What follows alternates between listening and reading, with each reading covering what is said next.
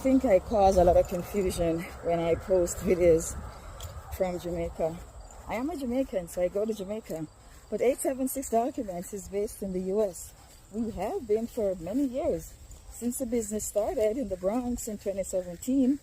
And I've lived in the US since 2004. So this is my 21st year living in the US. I live here, and this is where my business is based. I go to Jamaica because I'm a Jamaican. Anyway, I hope this answers the ongoing question of where are we? Got that question was it this morning?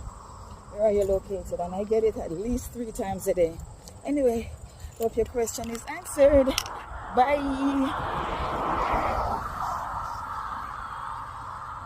Back to my run.